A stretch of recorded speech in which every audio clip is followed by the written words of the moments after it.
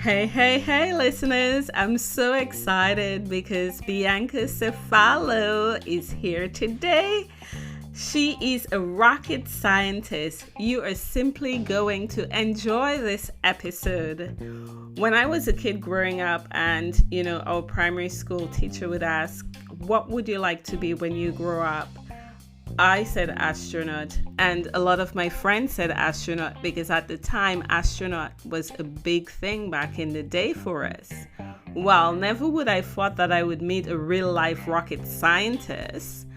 Bianca is dynamic, she's fascinating, she lives her life fully, 360 degrees, which you'll hear all about. We discuss how space technologies powers our business, how telemedicine is so critical right now among other products being developed during COVID times. We also get a little personal to get a look into how she manifests joy into her life every day. Enjoy this episode. If you love it, share it with your friends. In fact, share it with many friends. We want to share this message all over the world. And don't forget, write us a review on your audio player of choice. Enjoy. Yes, yes.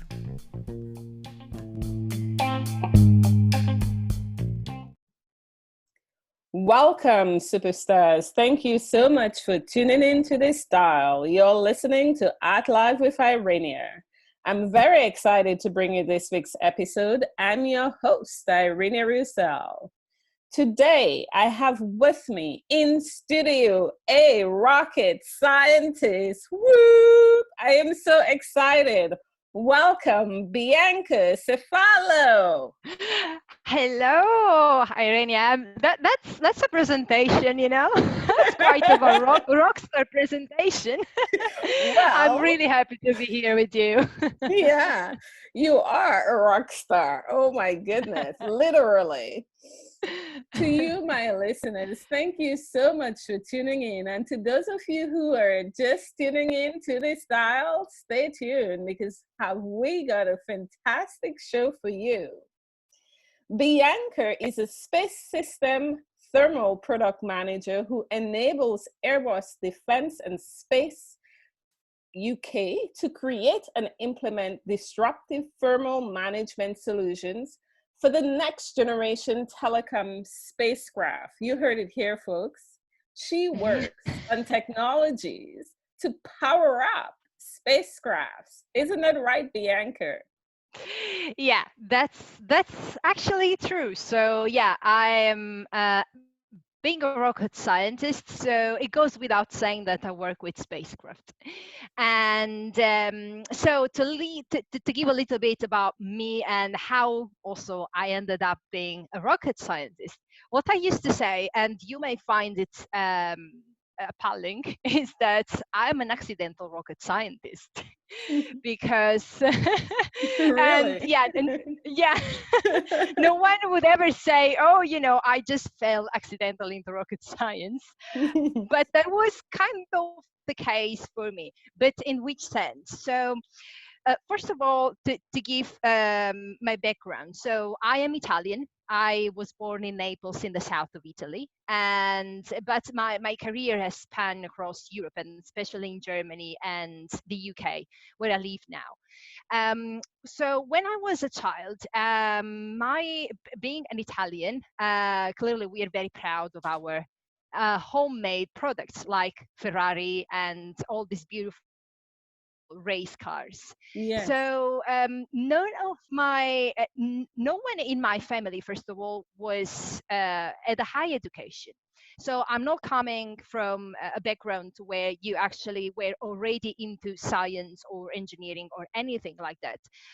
But my passion for cars starts with my dad because he was a mechanic.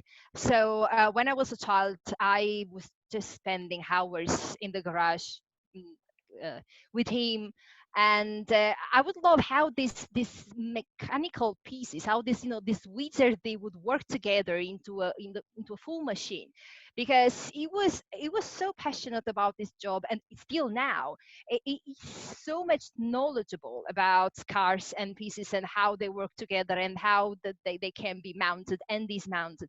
And I was like, wow, that's really cool. So I was fascinated, and I said, so I started thinking, okay, how can I possibly grow up and do this kind of working with this kind of, very edgy technology, but at the same time bringing it a level up, because I actually didn't want to be a mechanic. I didn't want to stay in the garage, but at the same time I wanted to work with technology. Plus, our ritual during Sunday lunch, the big Italian Sunday lunch, was actually to watch Formula One cars, so the race. And I was like, okay, I'm going to be a race engineer. This is what I need to do. I love all of these, and so on and so forth. And from there, one step at a time, I started to understand that what I wanted to be was an aerospace engineer, because watching documentaries about how they would test the cars into the wind tunnels and the aerodynamics of the cars and how they would design those kind of shapes so that they could go faster and so on, for me was something that really was the pinch in your stomach. I would see the aerodynamics of cars and I would feel like, wow, that's really interesting. So I realized that to become an aerodynamicist, so an expert in aerodynamics for Formula One cars, I was meant to Yes. study aerospace engineering.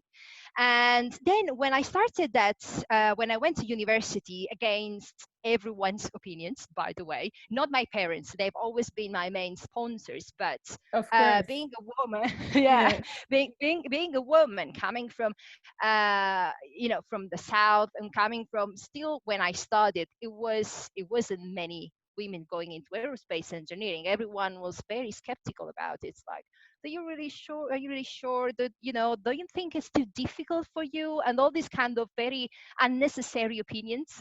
Yes. So I went to aerospace engineering anyway.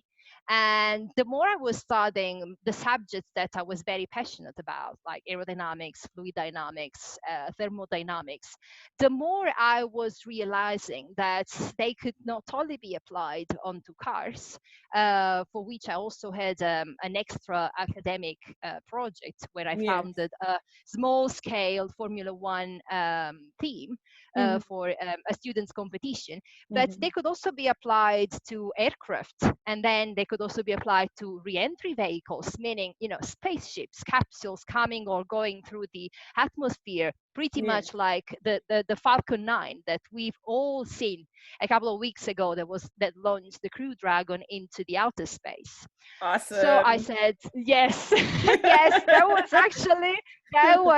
was my word. I was mind blown, saying, wow, if I can apply this to, Mm-hmm. this outer space machinery, I'm gonna do that. I'm not gonna stay on the ground. I'm gonna go out there. And this is what I've done. So I started more and more studying something that was hypersonic aerodynamics, space systems aerodynamics, spacecraft designing.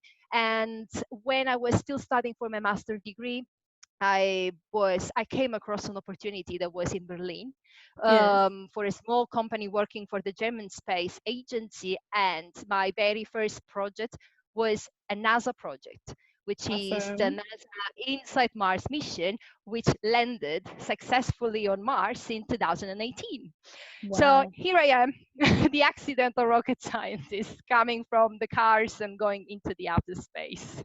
I love it. It's amazing. You saw that opportunity in Berlin, applied for it, got it, and it totally changed your trajectory. I also love that, your dad really nurtured you, with his passion, his love for cars. It's passed on to you. And I can also resonate with the love for Formula One because when I met my husband early on, every Sunday he watched Formula One races. Of course, his favorite being Michael Schumacher.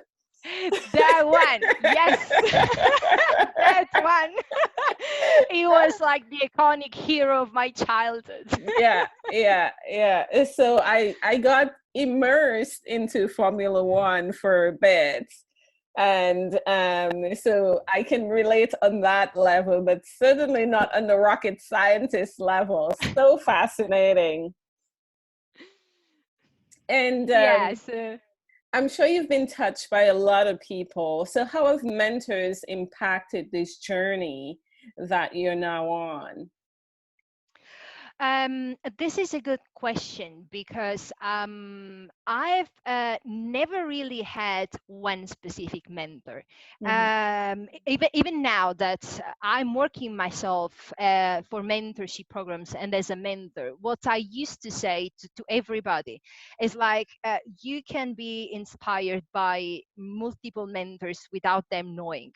Yes, Meaning, the first mentor that I definitely had was my mom, and yes, and that's possibly the best mentorship I could have from an emotional and psychological and nurturing point of view. Because again, coming from a place where she didn't know what I was doing or where I was even headed in my life as my career, because she has always been doing something completely different from science.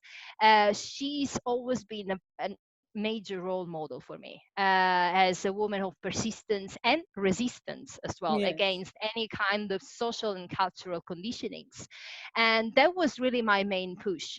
And throughout my career and my academic days, I've seen many leaders that for me were an example.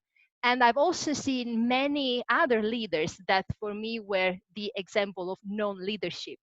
So it's been extremely interesting to see how you can learn from and how you can kind of be mentored by colleagues, by your, the CEO of that company that you've worked on, by other students that possibly have done even more than you. So you get inspired, but also from the ones that you look at and you see, that's actually the leader I don't want to be.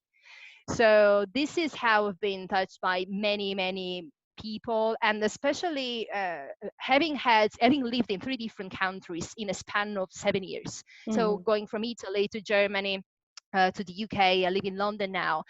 It's extremely interesting to see how I could adapt to different ways of being and integrating into the cultures, and how at each stage of my life they were so extremely important. And the people that I've met along my journey, some of them have come into my life and taught me something, and then that they're gone, and new others will come in. And at every step I was meant to have that spark. I would meet that person that probably was a public speaker that gave me her book, and I realized, oh, I want to be a public speaker, and I actually want to learn about these. Or the other one that was an entrepreneur, and I said, wow, that's also amazing. I could possibly do that. So it's been many multiple people and in different countries with completely different perspectives that they all made me the person I am now. That is absolutely fascinating. I love what you said. People can be your mentors even from a distance, right? And something that I want to zone in on, which you talked about, is moving, to multiple countries within a span of 7 years, and your adaptability and integration into the new cultures, right? Because we know that when we make a dramatic shift moving from one city to the next, especially after being settled, it takes a certain level of understanding, in order to integrate into a new communities. Can you expand on what you do to help you when you first get into a new city to get fully immersed in the culture and be connected? Yeah, so it's so true that it's extremely important to be open-minded, because anytime we are moving to a different country, or even if we are moving from another city in our own country, that's already a shift, because you are leaving something behind. You are leaving some friends or family or relationships. So there is always something that you are not able to bring with you when you move. And Yes. moving across three different countries, where, first of all, when I moved to Berlin, I was 23, and I moved there in 2 weeks. I didn't Wow. know it was my it was my first experience abroad, my first, also in a country where I didn't know anyone. I didn't know the language at the time. I could only speak English, but not German at all. So for me, it was like jumping into an ocean full of sharks, because I had Wow. no idea what I was doing, and it was scary. But at the same time, the way what I did to integrate is, and it's something that I always do, is that anytime I'm starting a new project or a new endeavor, or a new, even a new travel, I jump into that like 200 miles an hour. So I go full on everything. I go alone. I love to check out the city on my Yes. own Yeah. in the very early mornings or in the evenings. I Hmm. love to understand how, even to go for a grocery shops and Yes. see what are the local things, and Mhm. speak with strangers. Ask them, Yes. where should I go, what should I do. And the most important people that have helped me in this journey, especially when I was 23, were actually my colleagues, because being the company very small at the time, we were like a little family, and we Yes. were all expats. We were all coming from extremely different countries. So imagine, it was a company of probably 20 people, but they were all coming from India, Iran, Portugal, Spain, Germany, a couple of them, Wow. from Poland. So we were all in the same place. And the beauty Yes. of working for technology companies and for these projects is that you are all coming from a massively diverse background. So you're Mm-hmm. all there, and you are all going together through this journey. Yes. uh, but one thing then I've done when I moved to London, that for me was probably one of the biggest, really, shift of my always, both personal and professional career, because I was Mm-hmm. leaving behind a long relationship where I was living with my boyfriend at the time. So we were both living together, working together, and then I changed completely everything. I Mm-hmm. changed country, I changed job, they had more responsibilities, I changed my relationship status. So Yes. that was 2 years and a half ago. And when you, exactly as you said, you are already settled, and then because you realize that that life doesn't really satisfy you anymore, you have to take on a risk. I took on Yes. a risk of moving to a completely different country again on my own, on a new journey. And that is where everything, the whole paradigm shifted Yes. for me, where I joined multiple clubs, multiple memberships, met amazing women, and looking at them and how they would carry themselves and how they would work and how they would do, it was extremely important for me to integrate into the culture, to grow as a person and as a professional, and to also take on even more and bigger risks in my career life. And this is what I do. So basically, my secret Yes. to adapt is just be open-minded and take on risks, even if it comes with strangers. I love that. I love that. You are taking big risk like that, and that you shared your story, which other people can resonate with. And for those of you who are moving to a new country, you really got some good golden nuggets in terms of how to adjust. Find people who are in a similar situation like you, if you can, or if not, immerse yourself in the culture and get to know everything about the city very, very quickly. So, Bianca, what is your superpower? So I think there are two superpowers here. One is that, as we were talking last time, is that I'm a little quirky, Yes. which means I never really liked the mainstream ways of living or perceiving reality as is.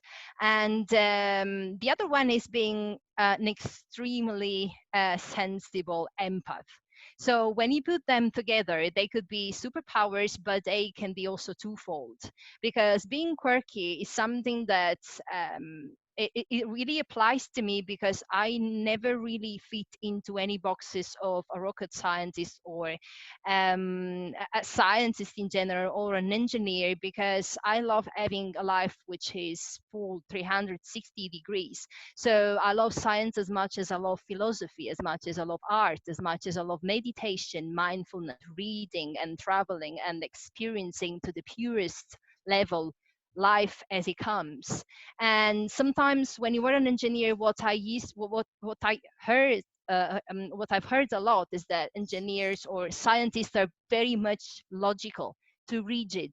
They don't really Yes. tap into their subconsciousness. So Yes. this quirkiness of me looking for this unknown indie niche thing is actually something that got me to the place I am, because even my own specializations in aerothermofluid dynamics is something that Yes. is extremely niche. So being quirky was actually something that got me where I am. And being an empath as well, because when then you start leading teams, when you also, at least especially for me now that I work on STEM education and Hmm. outreach, especially for space and space technology, it is very, very important that you tune into the people that you are speaking to. If they Yes. are children, you have to understand where they are coming from. If you are telling a story, as now I'm telling a story to you, I understand that the audience are women and professionals and people Yes. out there who really need to understand what is the value that I'm saying. So I need to get personal, and I also need to get vulnerable about sharing my story so that people can resonate and they can get value out of it. So quirky and empathic are definitely two superpowers that are helping me both from the technological and the leadership side of my life, let's say. I love it. I love it. And I know like what's firing you up right now is the work that you're doing in space tech. Can you just expand on that as it relates to space tech leadership? Yeah, so when I started actually communicating science and space technology, it is because I've realized there is a big misconception about what is space about and why we are investing into space. So, what we have to realize is that we live in space.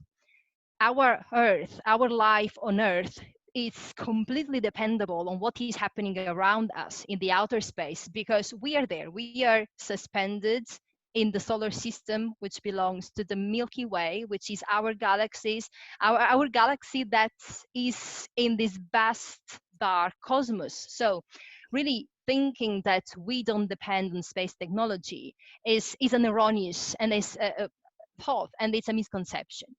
Also, what it is extremely important to understand is that investments that are done for space technology are the ones that are helping us today to be here connected, you in Canada and myself in Italy, thanks to internet. So Of I work course. on telecommunication spacecraft, and telecommunication spacecraft are actually the ones that are helping us having broadband, TV, radio, broadcasting, anything, the life that we have today. We work from home, we are digitally connected to anything and anyone on Earth. It's all thanks to satellite communication and satellite Wi-Fi and the internet. So when every day I see I work on the innovation or the on the development of some new innovative solution for telecommunication spacecraft, I realized that my job is going beyond the actual office job Yes. or the design job, because it is shifting completely the way humankind is living on Earth. Hmm. Weather forecast is coming from the Earth observation satellites, Yes. climate monitoring, crop monitoring, water monitoring in developing countries, telemedicine. Yes. We are talking now, we're having this conversation in the midst of a global pandemic. And Yes. if we didn't have space technology advancements, we wouldn't have the possibility to spread out telemedicine. And the Yeah. same when we talk about space explorations, going to moon, going to Mars, it's a bigger scale of what we had as exploration, the age of exploration on Earth, where people were going from Europe and going to other places to understand what's there. Can we live there? Can we possibly settle somewhere? Can we know other people? Now, what we are doing with space exploration is not only sending something into space so that we can improve our life on Earth, but also we are trying to understand if we, as a humanity, as we need to in the next centuries to come, could possibly settle somewhere, because resources out there are infinite. And also, when we look at the exploration in space, it's like a bigger scale of what we've seen as the age of exploration that happened, where humanity was actually expanding and exploring, discovering new places from one country, from one continent to another, exactly to understand, could we possibly settle somewhere? Could we possibly see if there is someone else out there?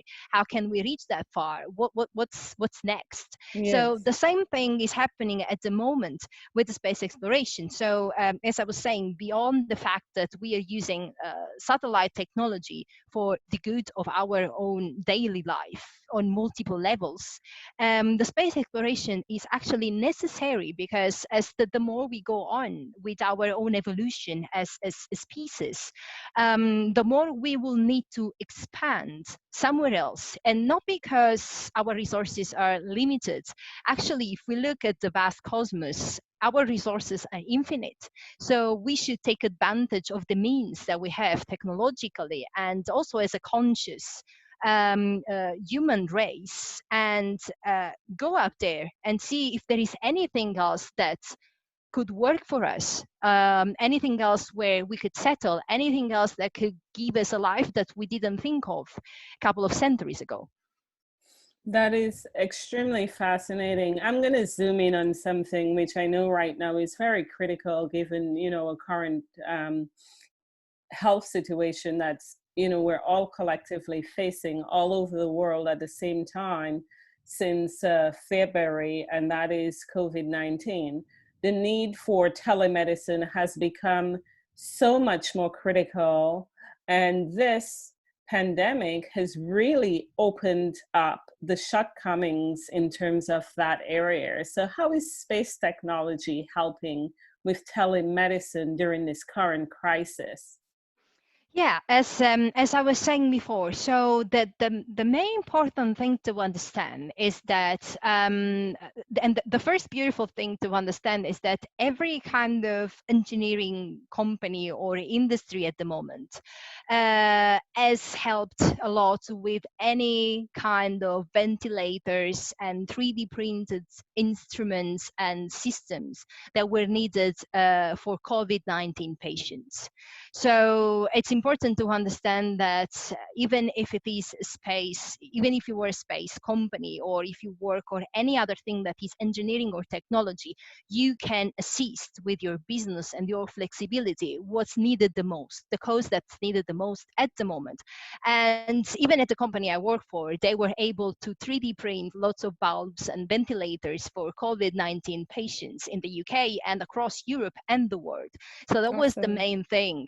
And then second, telemedicine. Telemedicine is something that basically we are using telehealth via our software applications. Mm-hmm. And the need of covering those countries that are generally not covered enough, like the Western world, let's say, Yes. is what the space technology is doing. If we are able to have satellites that are giving broadband to those countries that are needed the most, let's say Africa, India, Southeast Asia, where clearly the coverage in terms of GPS or in terms of satellite communication may not be the same as we have in the Western world. And even reaching remote rural places that via cable connections will never be reached. Yes. This is something that the satellite communication is doing thanks to the telecommunication satellite and thanks to the mega constellations that can be sent into space. This is exactly the way we can reach out to populations and to areas of our world that will be completely disjointed if from this from help from communications from even education if we didn't have satellites. And in fact, one of the main thing of space technologies and advancements in the satellite communication is to close the digital gap, the Yes. digital divide. This would happen with cabling, where if you live in a far out rural community, you don't get the same TV or radio or information as you would have in the center of a city. With satellite communication, you can have that same information coming through your phone or your laptop or your TV as much as if you are in a rural zone or if you are in the center of London. It's the same. This is what space technology is doing. Absolutely fascinating. I was born on the island of Dominica, and right now, currently, with pandemic times, the discussion is focused around telemedicine, for the Caribbean as a region, in terms of capitalizing on that, because a lot of the processes and systems that's available is having experts coming to the island to operate certain medical equipment. And in moving to 21st century would be having a close examination and access to telemedicine. So it's really interesting, and I'm glad that I'm learning that all of this comes from space technology, right? Yeah, there is. As I was also saying during the Women Tech conference, where we actually met, is that the digital revolution that we are living, which is giving more population, more communities access to what they didn't have before, to any services that they didn't have before. It's codependent from the advancement in space technology, because without having enough satellites, if you think about GPS, Yes. right? So if you think about moving around with Google Maps in a Yes. remote place, if you are in the desert or somewhere you've never been before, you, Mm-hmm. for having that precise coordinate on your phone, you need 3 GPS satellites orbiting around the Earth. So if we Mm-hmm. didn't have enough of the space technology, none of these reach could go into all the different places on Earth. So there is and they are all intertwined. They've always been, and this will be even more and more in the future. Thank you so much for connecting the dots on that, Bianca. Now let's move on to something, a little bit lighter, Hmm. in terms of what advice would you have for young women who are coming up, who are looking at trying to decide, a career path, whether or not they're going to create their own business or enter corporate? So the first thing that I would tell my younger self as well, because I've learned from my mistakes, is Yes. that we let's say that if you are trying to be if you're trying to open your company, which I've also done with my family business, and I'm in the corporate world as well, so I'm both basically. It's that we have a lot of limiting beliefs ourselves, especially as women and especially as young women who don't fit, as I was saying. So the main thing that I was say that really the advice is that we have to show up every day for who we really are.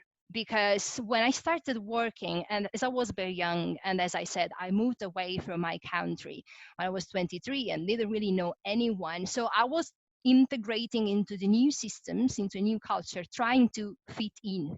Hmm. And that was a failure, because then you realize that it's really short-sighted, because you can pretend you fit into something Yes. just for a short period of time. And then the more I was showing up as my own self, with my own voice, my own opinions, because sometimes, when you show up into a corporate world or into a market new world as an entrepreneur, and you are very devoted to your mission, your opinions can sound quite radical at times, Yes. Yes. because you were so passionate about your cause, and that's your opinion and your voice is loud, and people trying to shut it down, like tone it a little bit down or whatever.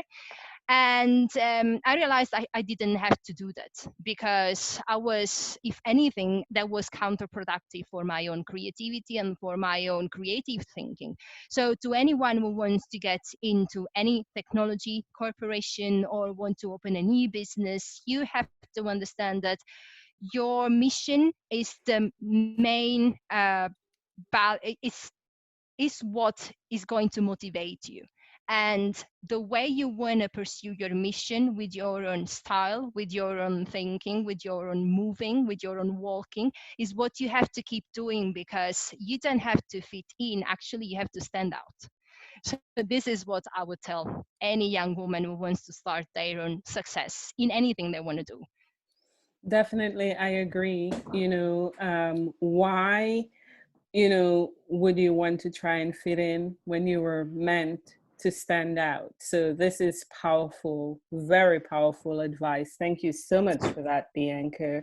Now let's move into, the rapid fire inside questions. We Mm-hmm. know that, every day, as individuals, as humans, we need to set our tone for the day. So what do you do to put a pep in your step, a pride in your stride? So to start my mornings, as a fire thing, I'm actually writing it down. So I'll do in these steps. It's meditation, black coffee, solitude, and music on. And Awesome. before the pandemic, I would actually go to a yoga class, but now it's a little bit difficult. Yes, yes, of course. And we all know that music changes our physiology. So, what are you listening to right now to change your mood? Oh, I'm listening to a lot of soul blues vibes. Actually, I've discovered this woman. She's amazing. She's called Celeste. She's a Okay. British but American-born singer, soul singer. And actually, now I'm having on repeat her album, and one of her song is called "Both Sides of the Moon," because I'm being a space geek. Of And course. and she has this way of talking through even difficult topics, especially about romantic relationships that go wrong, in a Yeah. way that is so sensual and is so inviting and so relaxing, and this kind of beautiful blues mood. Yeah, I'm loving it. I'm just loving it. That's awesome. In terms of a book that has really helped Mhm. you on your career path, what would you recommend? The one that changed completely my mind and my mindset, I would say, is The Seven Habits of Highly Effective People by Stephen Covey. When I came across this book, I thought, oh, that's another one that is going to tell you what you were meant to do and how egotistic you have to be successful, and the overnight success and all these kind of things. So I was very skeptical about it. But then I started reading. It's 1,000 pages book. Yes, I found it extremely transformational, because it's not about the things that you have to do. It's about finding your inner purpose, really tuning inwards and then giving outward. So it was completely different from what I thought. It's not about ego, it's not about money, it's not about getting, properties on how to be the next billionaire. It's actually, how do you want to get where you want to go, And you could also get, about being a millionaire, but tuning into your real values and the major cause that you want to serve. So I definitely recommend that to anyone who is also going through some difficult moments, because I started reading it when I was coming out of a very dark moment emotionally, and it really helped me going through all the steps of my own self development to get out of that dark place and understand what it is my next purpose, what it is my mission on this earth. Really, really beautiful book. What? Wow. Fantastic. That's fantastic. And what do you think about energy and vibrations in our body, which helps to change us in a positive way? I love the idea of the law of attraction and the frequencies that we are on and the people that come into our life and the things that happen into our life according to the energies. And it is very true, because think about, so if you are focusing on a yellow car, you would Yes, always see around you yellow cars. Right? yes, yes, If you're focusing on that, if you're focusing on um, starting your own business, you will kind of always get around people that are entrepreneurs. yes. If you are focusing on the negativity or something that goes wrong in your life on a daily basis, you would only see what you are missing rather than what you can have. So it is extremely important to feel to rewire our brain, let's say, in a way that what you think is what you are going to manifest. To give you an example, going back to the fact that then I moved to Germany and I started working with NASA projects and so on, because you mentioned Michael Schumacher and Yes. Formula One. So Michael Schumacher is obviously German. And for me, that seeing that icon, that was a hero for me at the time, and how I wanted to work so much on that kind of projects. I always said, since I was a child, I had no idea how, but I always said, I'm going to be an engineer and I'm going to start my career in Germany. Believe me, I had no idea how this could happen. And then what happened? My first career actually started in Berlin. So it's really the way you focus on things, the way you look at the opportunities, and they are coming. And the more you focus on what you want to have in your life, the more you will attract the people that can actually help you to get to that stage. Absolutely fascinating. We could go on and on talking. You're Yeah. such a Yes. fascinating individual. Yes. Oh my goodness. I know, like I could go, yeah, really, really a lot on all these things, because Yes, it really happened to me multiple times when my frequency, my own personal consciousness wasn't that high. I would just be around people and situations that were toxic to me. And in the moment, I would realize I need to step up and get out of that and really make that big change happen. I would see that everything and all the people that I wanted or needed to have in my life, they would show up in a meeting or on LinkedIn, for instance, through a message. There can be the breakthrough of your career or personal life. And so it's happening right now where I'm very clear about what it is my mission and what is where I want to go and what I want to do both professionally and personally. And the only people that I am meeting, because we can't really go that far, are the ones that are perfectly aligned with my purpose, with my values, the ones that are pushing me to be the better version of myself, and vice versa. So it is extremely important the way we focus on and the way we feel about ourselves to attract exactly what we want and who we want in our life. so awesome. Thank you so much, Bianca. You've laid so many golden nuggets for our listeners. And how can they continue the conversation with you?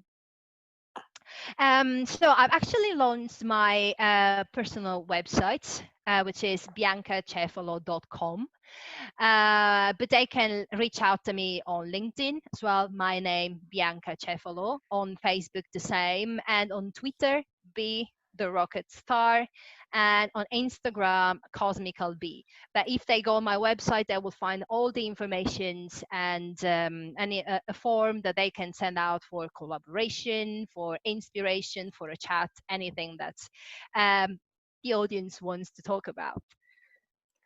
Awesome. Absolutely phenomenal. A pleasure to meet you, Bianca. I am totally fascinated and will follow your journey. Thank you so much for taking time out of your busy schedule to be here to share with our listeners. I am just super, super inspired by our talk today. Thanks for you to having me. It's been so awesome and nice to really have a candid chat.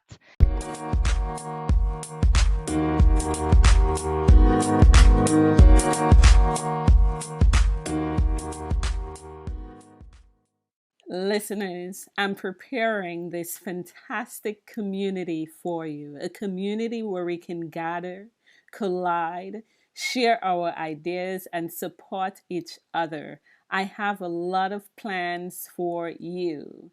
You is simply going to enjoy the Live with Irenia community.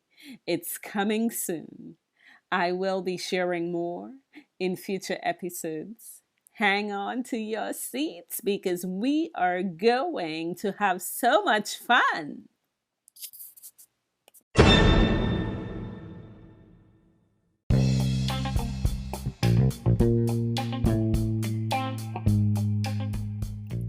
Listeners, I hope you enjoyed our conversation. I would love to incorporate you into my show. If you're facing a challenge, if you want to give a shout out, please email me info livewithirenia@gmail.com. All one word, info livewithirenia@gmail.com. If it fits with the program, I will definitely incorporate it. If you're sending a shout out, oh, I would certainly love that. If you found value in the show, please share it with a friend. It's important that we share this knowledge and spread it all across the world. After all, we are in this life journey together. Please do subscribe to this podcast so that you can know when a new episode's drop. Please head on over to iTunes, give us a review, let me know how great you think the show is, and give me some feedback on an episode that has changed the trajectory of your life or has impacted you in some small way. If you want to connect with me on social, head on over to Twitter and Instagram. My handle is @livewithirenia. This podcast was produced by me in my home studio, including all brand elements. Listeners, until our next episode, walk into your day with positive vibes. My hope for you is that you find your vibe wherever you may be in your life journey. I'm your host, Irenia Roussel.